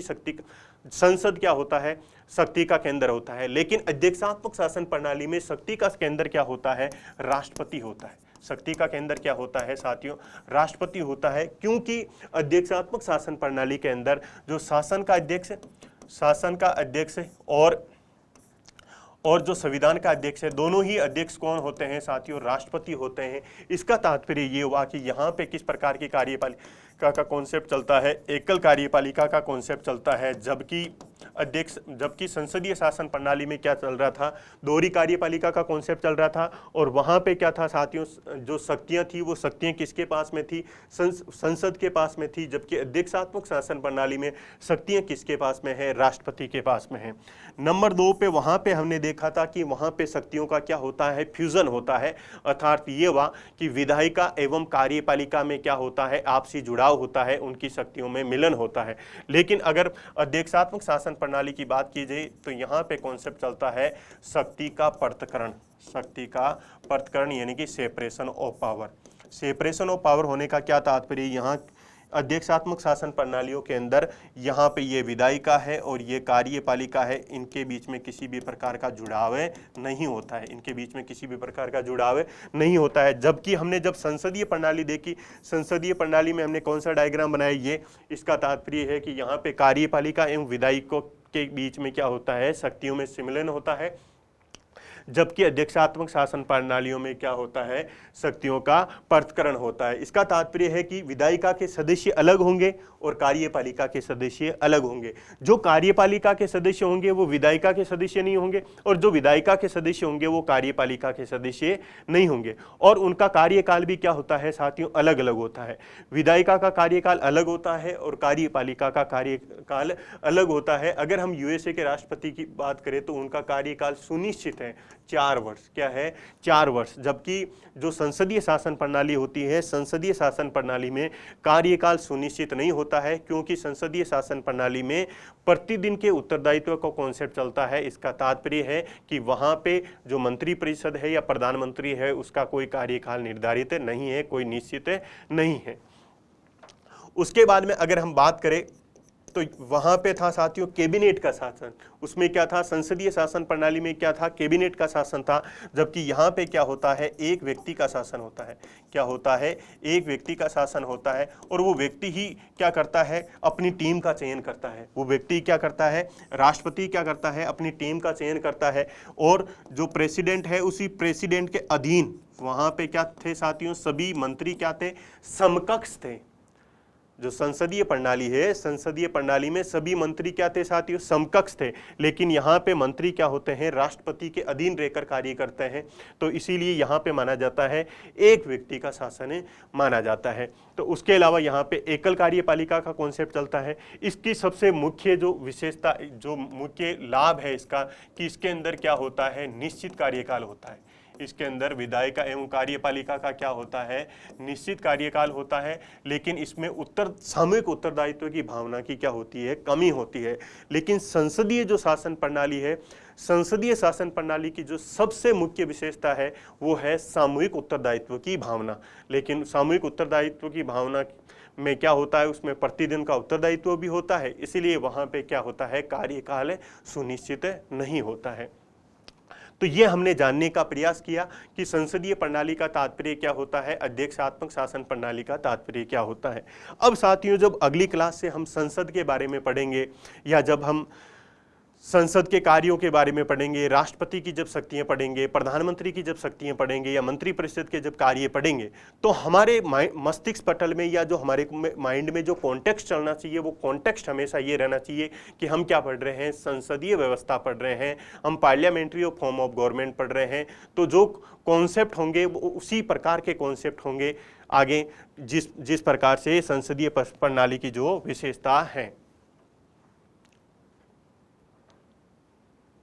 तो नंबर 1 क्वेश्चन की बात कर लेते हैं साथियों। उसमें बोला है कि जो संसदीय शासन व्यवस्था है, यानी कि जो पार्लियामेंट्री फॉर्म ऑफ गवर्नमेंट है, उस पार्लियामेंट्री फॉर्म ऑफ गवर्नमेंट की कौन सी विशेषता है। तो नंबर 1 की बात करते हैं कि न्यायपालिका का कार्यपालिका पर नियंत्रण होता है। अभी मैंने बताया कि जो लोकतांत्रिक शासन प्रणालियां होती है, उस लोकतांत्रिक शासन प्रणालियों में वहाँ की जो लेजिस्लेचर होती है और वहाँ की जो एग्जीक्यूटिव होती है, उनके रिलेशन के बेसिस पे क्या बनाया जाता है, 2 प्रकार की शासन प्रणालियां होती है। एक शासन प्रणाली होती है संसदीय शासन प्रणाली और दूसरी शासन प्रणाली होती है अध्यक्षात्मक शासन प्रणाली। तो यहाँ पे हमें लेजिस्लेचर और एग्जीक्यूटिव के बीच में रिलेशन को देखना है। क्वेश्चन 1 में ए ऑप्शन में बोला है कि न्यायपालिका का कार्यपालिका पर नियंत्रण होता है। ऐसा तो नहीं पढ़ा हमने, क्योंकि इसमें रिलेशन किस में चलता है, लेजिस्लेचर और एग्जीक्यूटिव के बीच में चलता है। नंबर बी ऑप्शन की बात करें तो कार्यपालिका का न्यायपालिका पर नियंत्रण होता है, ऐसा भी नहीं है, क्योंकि कार्य हमने जो पढ़ा है वो पढ़ा है कि विधायिका एवं कार्यपालिका के बीच में जो संबंध होते हैं, उन्हीं संबंधों के आधार पर संसदीय व्यवस्था और अध्यक्षात्मक व्यवस्था होती है। उसके बाद में बोला है कि कार्यपालिका का विधायिका पर नियंत्रण होता है, और डी ऑप्शन में बोला है कि विधायिका का कार्यपालिका पर नियंत्रण होता है। मैंने जो आपको चार्ट बना के बताया, मैंने क्या बताया कि जनता अपनी सत्ता या अपनी शक्ति किसको ट्रांसफर करती है, वो जनप्रतिनिधियों को ट्रांसफर करती है। जनप्रतिनिधि कहाँ पे बैठते हैं, संसद में जाके बैठते हैं, और इसी संसद में से किसका गठन होता है, कार्यपालिका का गठन होता है। क्या होता है, कार्यपालिका का गठन होता है। ये कार्यपालिका क्या होती है, सामूहिक रूप से लोकसभा के प्रति उत्तरदायी होती है। इसका तात्पर्य ये हुआ कि संसद या विधायिका का क्या होता है, कार्यपालिका पर नियंत्रण होता है। कार्यपालिका पर नियंत्रण होता है, इसका तात्पर्य है कि कार्यपालिका संसद के अंडर कार्य करती है। कार्यपालिका क्या करती है साथियों, संसद के अंडर में रहकर कार्य करती है। तो डी ऑप्शन हमारा करेक्ट हो जाएगा, जो बोल रहा है कि विधायिका का कार्यपालिका पर नियंत्रण होता है। तो संसद का क्या होता है, कार्यपालिका पर नियंत्रण होता है, या विधायिका का क्या होता है, कार्यपालिका पर नियंत्रण होता है। तो कौन सा ऑप्शन करेक्ट हो जाएगा, डी ऑप्शन करेक्ट हो जाएगा, जिसके अंदर सिंपल आपको क्या पूछा गया है कि पार्लियामेंट्री जो सिस्टम है उसकी कौन सी विशेषता है। क्वेश्चन नंबर 2 की बात करते हैं साथियों। क्वेश्चन नंबर 2 क्या बोल रहा है कि संसदीय व्यवस्था वाली सरकार वह होती है जिसमें, यानी कि वही सिंपल क्वेश्चन आपको वापस क्या पूछा गया है कि संसदीय शासन प्रणाली की कौन सी विशेषता है। नंबर ए की बात करें तो संसद के सभी राजनीतिक दलों का सरकार में प्रतिनिधित्व होता है। ऐसा तो अभी हमने जो विशेषताएं पढ़ी हैं उनमें ऐसा होता होगा, लेकिन यह संसदीय प्रणाली की विशेषता नहीं है। उसके बाद में सरकार संसद के प्रति उत्तरदायी होती है और उसके द्वारा हटाई जा सकती है। अभी वापस बता देता हूं कि ये जनता क्या करती है, अपनी शक्ति किसको देती है साथियों, संसद में जो जनप्रतिनिधि बैठे होते हैं उन जनप्रतिनिधियों को शक्ति देती है, और संसद में से ही किसका गठन किया जाता है, सरकार का गठन किया जाता है। और ये सरकार क्या होती है, सामूहिक रूप से संसद के प्रति उत्तरदायी होती है, और जब चाहे संसद क्या कर सकती है, इस सरकार को अविश्वास प्रस्ताव की सहायता से हटा भी सकती है। तो ऑप्शन में क्या बोला गया कि ये सरकार संसद के प्रति उत्तरदायी होती है, सामूहिक रूप से उत्तरदायी होती है। अगर हम बात करें आर्टिकल 75 का क्लोज 3, उसमें यह बोला गया है कि जो हमारी मंत्रिपरिषद है वो मंत्रिपरिषद क्या होगी, सामूहिक रूप से लोकसभा के प्रति उत्तरदायी होगी। तो यहाँ पे अगर लोकसभा नहीं लिखा है तो क्या सही हो जाएगा साथियों, संसद भी सही हो जाएगा, और उसके द्वारा हटाई भी जा सकती है। हाँ, हटाई कैसे जा सकती है, अविश्वास प्रस्ताव के द्वारा हटाई भी जा सकती है। किसको हटाया जा सकता है अविश्वास प्रस्ताव के द्वारा, सरकार को हटाया जा सकता है किसके द्वारा, लोकसभा के द्वारा या संसद के द्वारा। सरकार लोगों के द्वारा निर्वाचित होती है, ये इंफॉर्मेशन सही है, लेकिन ये संसदीय विशेषता नहीं है कि सरकार क्या होती है, लोगों के द्वारा निर्वाचित होती है। हाँ साथियों, एक मिनट, इसको वापस देखो, सरकार लोगों के द्वारा निर्वाचित नहीं होती है, अपितु किसके द्वारा निर्वाचित होती है साथियों, कि जनता क्या करती है, अपने जनप्रतिनिधियों का चुनाव करती है, और उन जनप्रतिनिधियों की सहायता से किसका निर्वाचन किया जाता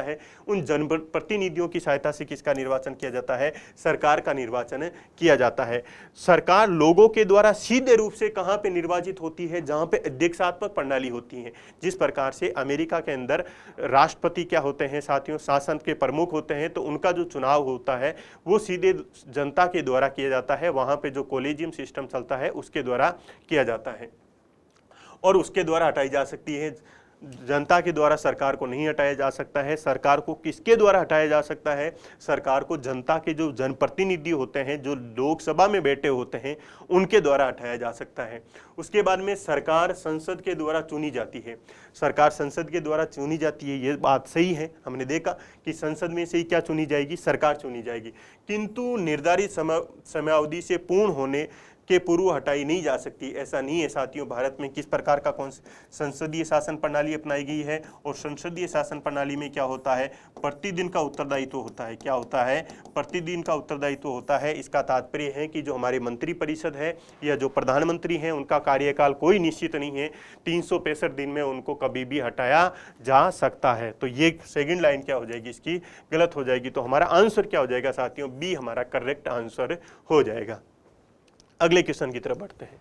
अगला क्वेश्चन है कि निम्नलिखित में से कौन सी भारतीय संविधान की विशेषता नहीं है। यानी कि ये क्वेश्चन किससे रिलेटेड है, भारत की हमारे सिलेबस में जो लिखा हुआ है भारतीय संविधान की विशेषता, उससे रिलेटेड है। तो कौन सी विशेषता है या नहीं है। तो आपको 4 ऑप्शन में दे रखे हैं और उसमें दे रखा है कि हमारे देश में जो शासन का जो स्वरूप है, उस शासन का स्वरूप में कौन सा स्वरूप हमने अपनाया है और कौन सा स्वरूप नहीं अपनाया है।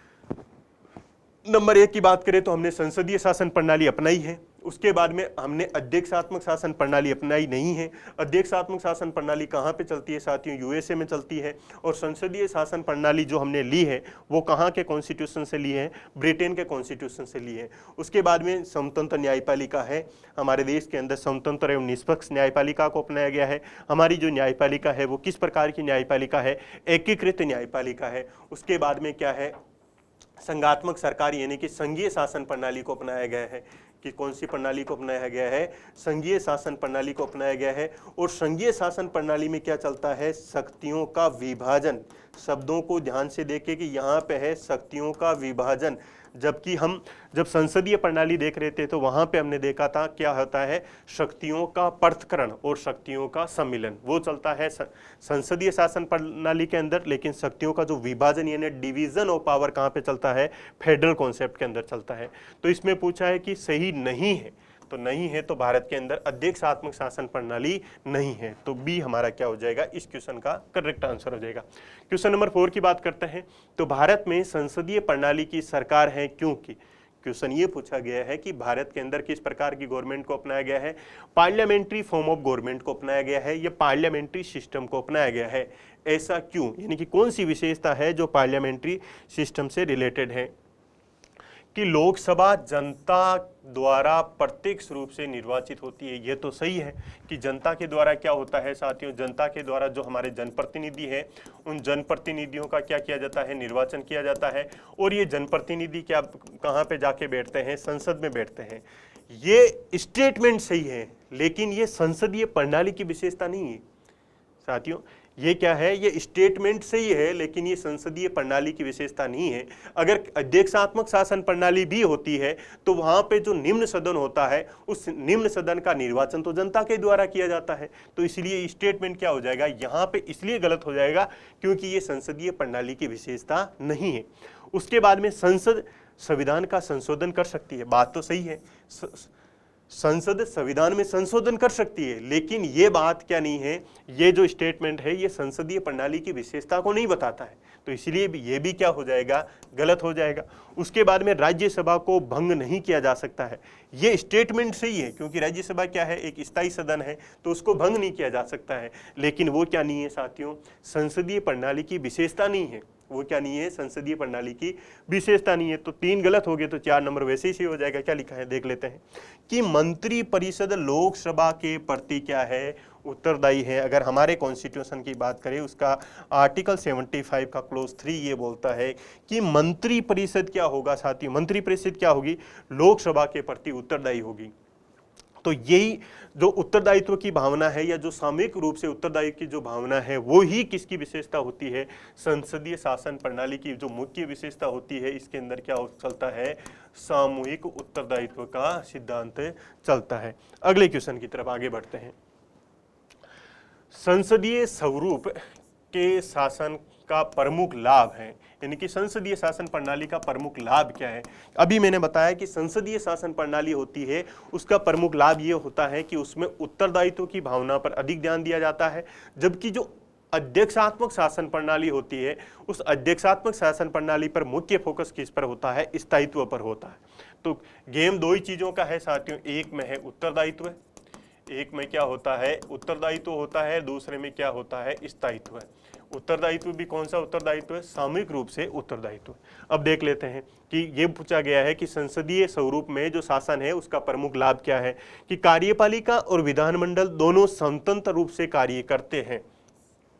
कार्यपालिका एवं विधानमंडल दोनों स्वतंत्र रूप से कहाँ पे कार्य करते हैं, ये स्वतंत्र रूप से कार्य करते हैं अध्यक्षात्मक शासन प्रणाली में। क्योंकि अध्यक्षात्मक शासन प्रणाली में क्या होता है, शक्तियों का पृथक्करण का सिद्धांत अपनाया जाता है। अर्थात ये हुआ कि विधायिका एवं कार्यपालिका की जो शक्तियाँ हैं वो अलग अलग होगी, वहाँ पे फ्यूजन ऑफ पावर का कॉन्सेप्ट नहीं चलता है। तो ये तो अध्यक्षात्मक शासन प्रणाली की विशेषता हो गई। तो ये क्या हो जाएगा, गलत हो जाएगा। ये नीति को निरंतरता यानी कि कंटिन्यूटी प्रदान करता है और ये अधिक दक्ष है। अगर हम बात करें अध्यक्षात्मक शासन प्रणाली, अध्यक्षात्मक शासन प्रणाली में मैंने अभी आपको बताया कि साथियों इसमें क्या होता है, स्थायित्व पर मुख्य फोकस किया जाता है, क्योंकि यहाँ पे जो शासन का अध्यक्ष होता है या जो संविधान का अध्यक्ष होता है राष्ट्रपति, उसका कार्यकाल क्या होता है, सुनिश्चित होता है। जब कार्यकाल सुनिश्चित होता है तो जो उनके द्वारा जो नीतियाँ बनाई जाएगी उन नीतियों में क्या बनी रहेगी साथियों, निरंतरता बनी रहेगी। उस नीतियों में क्या बनी रहेगी, निरंतरता बनी रहेगी। उसके अलावा दक्ष इसलिए होता है क्योंकि यहाँ पे जो मंत्री होते हैं वो राष्ट्रपति अपनी इच्छा के अकॉर्डिंग उनका चयन करता है और राष्ट्रपति ये प्रयास करता है कि जो मंत्री हो वो अपने क्षेत्र के क्या हो, विशेषज्ञ हो, और जब विशेषज्ञ होंगे तो वो क्या होंगे, अधिक दक्षतापूर्ण कार्य करेंगे। तो ये जो विशेषता लिखी है ये लाभ किसका बताया गया है, ये लाभ बताया गया है अध्यक्षात्मक शासन प्रणाली का। क्यों, अध्यक्षात्मक प्रणाली के अंदर क्या होता है, कार्यकाल सुनिश्चित होने के कारण नीतियों में भी निरंतरता रहती है और वहां पे किचन कैबिनेट का कॉन्सेप्ट चलता है, अर्थात राष्ट्रपति क्या करता है, अपनी इच्छा के अकॉर्डिंग क्या करता है, किसी भी व्यक्ति को मंत्री बना सकता है। वो व्यक्ति संसद का वहां पे सदस्य होना जरूरी नहीं होता है। तो ये भी क्या हो जाएगा, गलत हो जाएगा। हमें क्या बताना है, संसदीय स्वरूप, शासन का जो स्वरूप है उसका लाभ बताना है। सी ऑप्शन की बात करें तो बोला गया है कि कार्यपालिका विधानमंडल के प्रति उत्तरदायी बनी रहती है। सही है। अभी मैंने बताया कि संसदीय शासन प्रणाली की सबसे महत्वपूर्ण विशेषता ये होती है कि इसमें जो सरकारें होती हैं, जो कार्यपालिका होती हैं, वो कार्यपालिका क्या होती है, संसद के प्रति या लोकसभा के प्रति क्या बनी रहती है साथियों, उत्तरदायी बनी रहती हैं, जवाबदेह बनी रहती हैं। समय समय पर उन जो सरकारें होती हैं उनको संसद में उपस्थित होकर क्या देना पड़ता है, जवाब देना पड़ता है, मंत्रियों को जवाब देना पड़ता है कि उनके द्वारा कौन कौन से कार्य किए जा रहे हैं। डी ऑप्शन भी देख लेते हैं कि सरकार के अध्यक्ष को निर्वाचन के बिना नहीं बदला जा सकता है। निर्वाचन के बिना भी क्या किया जा सकता है, ये ऐसा होता है साथियों अध्यक्षात्मक शासन प्रणाली में। अध्यक्षात्मक शासन प्रणाली के अंदर अगर उस शासन के अध्यक्ष को बदलना है तो 4 वर्षों के बाद में क्या किया जाएगा, निर्वाचन करवाया जाएगा और निर्वाचन होने के बाद में भी अध्यक्ष को बदला जा सकता है। लेकिन अगर हम संसदीय शासन प्रणाली की बात करें, भारतीय शासन प्रणाली की बात करें, तो प्रधानमंत्री को क्या किया जा सकता है साथियों, कभी भी अविश्वास प्रस्ताव के द्वारा लोकसभा द्वारा हटाया भी जा सकता है। तो इसमें हमारा करेक्ट आंसर कौन सा हो जाएगा कि संसदीय स्वरूप का प्रमुख लाभ। ये बाकी के जो लाभ बताए गए हैं ये किसके बताए गए हैं, अध्यक्षात्मक शासन प्रणाली के बताए गए हैं। केवल कौन सा हो जाएगा, कार्यपालिका विधानमंडल के प्रति उत्तरदायी बनी रहती है। आर्टिकल 75 का क्लोज 3 ये बोलता है कि जो काउंसिल ऑफ मिनिस्टर्स है यानी कि जो मंत्री परिषद है वो क्या होंगे, लोकसभा के प्रति सामूहिक रूप से उत्तरदायी होंगे। क्वेश्चन नंबर 6 की बात कर लेते हैं। भारत के संदर्भ में जो संसदीय शासन प्रणाली है, उस संसदीय शासन प्रणाली में निम्नलिखित में से जो सिद्धांत संस्थागत रूप से निहित हैं, यानी कि कौन सी विशेषताएं हमारी जो संसदीय प्रणाली है उसकी है या नहीं है, वो पूछा गया। स्टेटमेंट देख लेते हैं। नंबर 1 स्टेटमेंट क्या बोलते हैं कि मंत्रिमंडल के सदस्य किसके सदस्य होंगे, संसद के सदस्य होंगे। हाँ, क्यों होंगे, क्योंकि हमारे यहाँ पे क्या चलता है साथियों, फ्यूजन ऑफ पावर चलता है, शक्तियों का सम्मेलन चलता है। तो विधायिका में से ही किसका गठन किया जाता है, कार्यपालिका का गठन किया जाता है। जो कार्यपालिका है वो सीधे जनता द्वारा निर्वाचित नहीं होती है, सीधे जनता द्वारा निर्वाचित नहीं होती है। और मंत्रिमंडल के जितने भी जो सदस्य होते हैं उनको संसद का सदस्य बनना ही पड़ेगा। अगर मान लीजिए कोई व्यक्ति संसद का सदस्य नहीं है और उसको मंत्री बना दिया गया तो उसको 6 माह के अंदर क्या लेनी पड़ेगी साथियों, संसद के किसी भी सदन की सदस्यता लेनी पड़ेगी, जो ये दर्शाती है कि उसको संसद का सदस्य बनना ही पड़ेगा। तो ये क्या हो जाएगा, करेक्ट हो जाएगा। जब तक मंत्रियों को संसद का विश्वास प्राप्त रहता है तब तक ही वो अपने पद पर बने रहते हैं। सही बात है। अगर मान लीजिए संसद को अपने मंत्रियों पर या सरकार पर विश्वास नहीं रहे तो उस कंडीशन में लोकसभा उनके प्रति क्या लेके आ सकती है, अविश्वास प्रस्ताव लेके आ सकती है और उनको क्या कर सकती है साथियों, हटा भी सकती है। तो ये स्टेटमेंट भी क्या है, सही है। राज्य का अध्यक्ष ही मंत्रिमंडल का अध्यक्ष होता है, ये गलत है। क्यों गलत है? क्योंकि राज्य का अध्यक्ष कौन है साथियों? राष्ट्रपति है। जो राज्य का अध्यक्ष ही क्या है? हमारे संविधान का अध्यक्ष। ये क्या होता है? नामात्र की कार्यपालिका होती है, जबकि जो मंत्रिमंडल का अध्यक्ष होता है वो कौन होता है? प्रधानमंत्री होता है, और वही क्या होता है? वास्तविक कार्यपालक के रूप में कार्य करता है। तो ये ऑप्शन क्या हो जाएगा? गलत। तो 1 और 2 क्या हो जाएंगे? करेक्ट हो जाएंगे। तो सही उत्तर बताना है तो 1 और 2 क्या हो जाएंगे? करेक्ट आंसर हो जाएगा। अगले क्वेश्चन की बात करते हैं कि भारत में राजनीतिक व्यवस्था यानी भारत के अंदर जो पॉलिटिकल सिस्टम अपनाया गया है उस पॉलिटिकल सिस्टम के कौन से मूलभूत लक्षण हैं? कि भारत ये एक लोकतांत्रिक गणतंत्र है। अगर हमारे संविधान की प्रियम्बल की बात करें तो प्रियम्बल में ये बताया है कि हमने किस प्रकार के शासन के स्वरूप को अपनाया है। तो उसमें बोला गया कि हम किस प्रकार के राष्ट्र होंगे, एक संप्रभु राष्ट्र होंगे, हम समाजवादी, पंथ निरपेक्ष, लोकतांत्रिक गणराज्य। तो ये क्या हो जाएगा साथियों? करेक्ट हो जाएगा। उसके बाद में हमने संसदीय रूप की सरकार है, यानी कि भारत में क्या है? पार्लियामेंट्री फॉर्म ऑफ गवर्नमेंट है। तो ये करेक्ट है, अभी हमने पढ़ा है। उसके बाद में सर्वोच्च सत्ता भारत की जनता में निहित है। ये भी सही है, क्योंकि हमारी जो प्रियम्बल है वो प्रियम्बल क्या बोलती है? प्रियम्बल ये बोलती है कि हमारी जो शासन की जो सत्ता है वो शासन की सत्ता का मुख्य स्रोत क्या है? मुख्य स्रोत है भारत की जनता।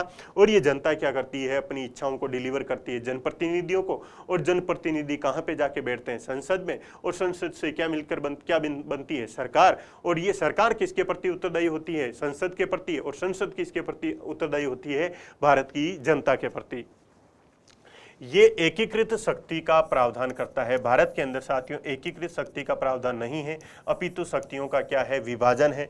अगर हम संघीय शासन प्रणाली की बात करें तो संघीय शासन प्रणाली में हमने केंद्र और राज्य के बीच में क्या किया है? शक्तियों के विभाजन किया है। उसी प्रकार अगर हम संसदीय शासन प्रणाली की बात करें तो संसदीय प्रणाली में भी हमने विधायिका और कार्यपालिका और न्यायपालिका के बीच में क्या किया है साथियों? कुछ शक्तियों का पृथक्करण भी किया है। अब देखो, शक्तियों का जो सम्मिलन का कॉन्सेप्ट है और शक्तियों का जो पृथक्करण का कॉन्सेप्ट है वो सापेक्षिक कॉन्सेप्ट है।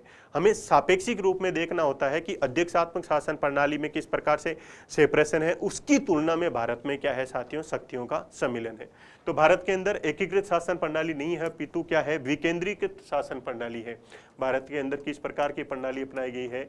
विकेंद्रीकरण शासन प्रणाली को अपनाया गया है। शासन सत्ता एक हाथों में केंद्रित नहीं होकर अनेक हाथों में केंद्रित है। भारत के अंदर कैबिनेट शासन प्रणाली है, जो भी ये दर्शाती है कि भारत में सत्ता का एक केंद्र नहीं है अपितु अनेक केंद्र है। तो 1, 2, 3 हमारा क्या हो जाएगा साथियों? सही, यानी कि बी ऑप्शन क्या हो जाएगा? हमारा करेक्ट हो जाएगा। अब देखो, ये हमने क्या पढ़ लिया है साथियों? संसदीय शासन प्रणाली के बारे में पढ़ लिया है। आज हमने देखा है संसदीय शासन प्रणाली का कॉन्सेप्चुअल पार्ट। लेकिन अगर हम बात करें जो हमारा सिलेबस दे रखा है उस सिलेबस में अगर हम बात करें साथियों सिलेबस की, तो सिलेबस में हमने क्या किया है? पार्लियामेंट्री सिस्टम को पढ़ा है। हालांकि प्री के सिलेबस में पार्लियामेंट्री सिस्टम नहीं लिखा है, लेकिन मैंने कहा कि अगर इनको पढ़ना है तो उससे पहले हमें क्या करना पड़ेगा? कॉन्सेप्चुअल पार्ट को पढ़ना पड़ेगा। तो हमने पार्लियामेंट्री सिस्टम को देख लिया है। लेकिन उसके बाद में पार्लियामेंट्री सिस्टम को जब हमने पढ़ा तो हमारे मन के अंदर एक भाव आया। भाव ये आया कि हमारे देश के अंदर शक्तिशाली कौन है? शक्तिशाली है संसद। जनता के बाद में शक्तिशाली कौन है साथियों? संसद है। तो इसका तात्पर्य है कि अगर राष्ट्रपति को पढ़ना है, प्रधानमंत्री को पढ़ना है, अगर आपको काउंसिल ऑफ मिनिस्टर्स को पढ़ना है तो सबसे पहले किसको पढ़ना होगा? सबसे पहले हमें पढ़ना होगा संसद को। तो इसका तात्पर्य है कि अगली क्लास से हम किसके बारे में पढ़ने वाले हैं? पहले हम पार्लियामेंट के बारे में पढ़ेंगे, उसके बाद में किसको पढ़ेंगे? उसके बाद में काउंसिल ऑफ मिनिस्टर्स को पढ़ेंगे, उसके बाद में प्रधानमंत्री को पढ़ेंगे, और उसके बाद में क्या पढ़ेंगे हम साथियों? राष्ट्रपति के बारे में पढ़ेंगे। और यहाँ पे मुख्य रूप से ये ध्यान में रखें कि आर्टिकल की बजाय हमारा मुख्य ध्यान किस पे होना चाहिए? कॉन्सेप्ट पे होना चाहिए। आर्टिकल याद करना हमारे लिए सेकेंडरी होने चाहिए। तो आज की क्लास हमारी समाप्त होती है साथियों। आप सभी को बहुत बहुत धन्यवाद।